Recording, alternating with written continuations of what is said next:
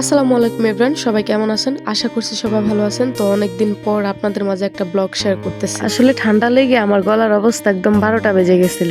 এর জন্য কোনো ভিডিও ছাড়তে পারি নাই এতদিন। মূল কথা আসি, ঘরে শুয়ে ভিডিও দেখতেছিলাম, হঠাৎ করে আপু কল দিয়ে বলতেছে বাজারে যাওয়ার জন্য। ওখানে আমাদের এক পরিচিত দোকান আছে, সেখানে গিয়ে আপুর কথা বলার জন্য। তো যে কথা সেই কাজ, আমি ওর সাথে সাথে রেডি হয়ে নিলাম। রেডি হয়ে বাজারের উদ্দেশ্যে রওনা দিলাম। আর আপনারা একে চিনেন, একে নিয়ে আমি 2-3টা ভিডিও করছি। প্রত্যেকটা ভিডিও কিন্তু মিলিয়নের উপরে গেছে। একটা ভিডিওতে 1 মিলিয়ন 6 পয়েন্ট ভিউ হয়েছে, একটা ভিডিওতে 5 মিলিয়ন 5 পয়েন্ট ভিউ। পরিমাণ ভাইরাল হয়েছিল ভিডিও। তো গাইজ, দেখতে দেখতে আমি বাজারে চলে আসলাম। আর আমি বাজারে আসার সময় আমার ভাবি আমাকে তার ফোন দিছে। ওনার ফোনে নাকি কোনো কথাই আসে না। যখন ব্লুটুথে কানেক্ট করে তখন কিন্তু ফোনের কথা বোঝা যায় না, অথচ ফোনে থাকে যে গান, টিকটক ওগুলো চলে, কিন্তু কথা বোঝা যায় না। এর জন্য আমাকে তার ফোন দিছে ফোনটা ঠিক করে আনার জন্য। এই যে এটা হচ্ছে মোবাইল দোকান, এখানে মোবাইল সার্ভিসিং করায়। যেহেতু এখন অনেক রোদ, তাই দোকানটা পুরোপুরি ভাবে খোলে নাই। তাই আমি ভাবলাম আপু যেখানে বলছে আগে সেখানে যাই, দেখি কি হয়। যাই হোক, এই দোকানটা দেখে আপনারা খারাপ মনে করবেন না। এই দোকানটা তখন ঠিক করতেছিল, রমজান আসতেছিল তাই। আর এই ভিডিওটা কিন্তু রমজানের অনেক আগের ভিডিও। আমার শরীরটা একটু খারাপ ছিল, যার জন্য আমি ভয়েস দিতে পারি। ওখানে যাওয়ার পরে আমার হাতে কিছু ফল ধরিয়ে দিছে, ওগুলো নিয়ে এসে মোবাইল সার্ভিসিং এর দোকানে ঢুকছি।